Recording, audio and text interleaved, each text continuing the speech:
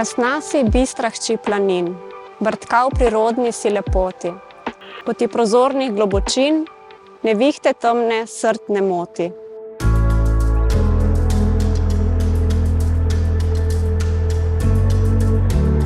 Tako se začne pesem Soči, najbolj znana pesnitev slovenskega pesnika Simona Gregorčiča, rojenega v Vrsnem.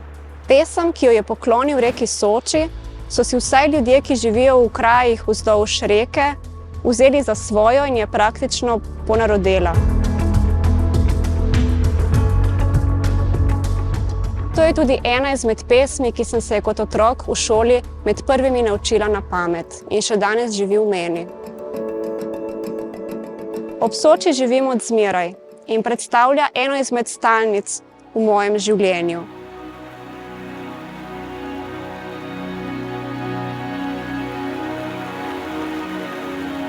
Če se poleti grem k njej hladit, v hladnejših mesecih k njej zahajam, ko potrebujem ravnotežje ali oddih od preveč natrpanega vsakdanika.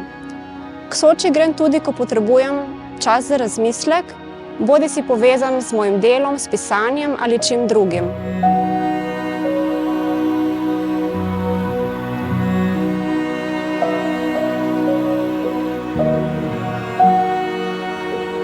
Opažam namreč, da ima name opazovanje reke skoraj terapevtski učinek.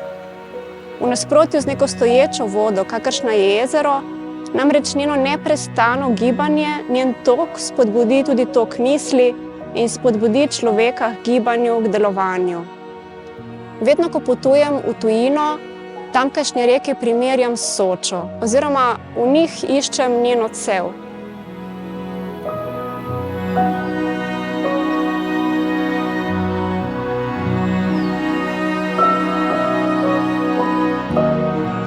Vendar pa ob nobeni drugi reki ne doživljam tega, kar doživljam ob reki Soči. To pa zato, ker me nanjo vežejo številne podobe in pa tudi zgodbe, bodisi zgodbe, ki sem jih sama doživela, ko smo kot otroci z družino hodili se kopat na Sočo, ali zgodbe, ki so mi jih pripovedovali drugi. Tudi zaradi tega, vseh podob in zgodb, je Soča seveda našla pot tudi v moje pisanje.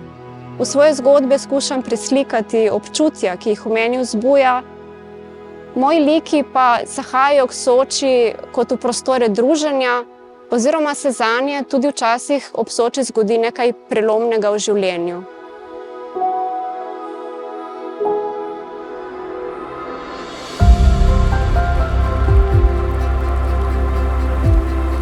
Za reko Sočo je gotovo najbolj značilna njena čudovita smaragdno-zelena barva, vendar pa Soča v sebi skriva še veliko drugih stvari, ki na prvi pogled morda niso takoj opazne.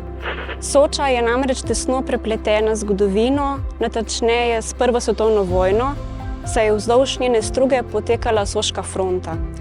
V teh krajih so potekale številne bitke, med drugim tudi v prostoru, kjer se nahajamo ravno zdaj,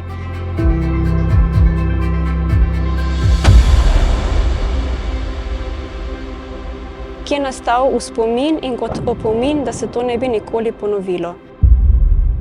To je muzej na odprtem Ravelnik.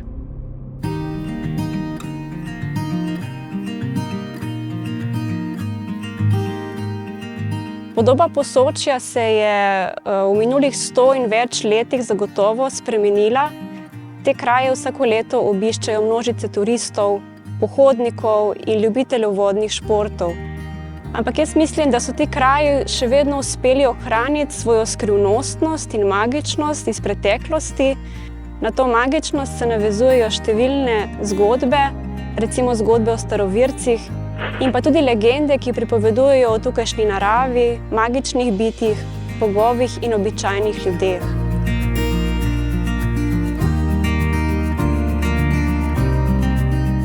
Ena izmed najbolj znanih legend je zagotovo legenda o Zlatorogu, ki pripoveduje o človekovem pohlepu in izgubi gorskega raja. Meni je pa še posebej ljuba legenda o nastanku reke Soče. Ta legenda pravi, da so nekoč v dolini Trente živeli 3 bogovi: Triglav, Mangart in Jalovec. Bili so dobri in pomagali so domačinom. Nekega dne pa je v dolino prišel hudoben velikan z zelo slikovitim imenom Vodobruhec. Tako se je imenoval, ker je skozi široko odprta usta neprestano bruhal vodo in tako tudi poplavil dolino in povzročil domačinom številne težave. Ti so se zato po pomoč obrnili na bogove. Triglav, Mangart in Jalovec so velikana ujeli, ga zvezali, ga zaprli v votlino in mu na široko odprli usta, da bi voda, ki je bruhala iz njih, lahko namakala dolino. Ta voda še vedno bruha iz votline in to je izvir reke Soče. Legenda pa pravi, da nekega dne, ko bo Vodobruhec odslužil svojo kazen, bo Soča presahnila.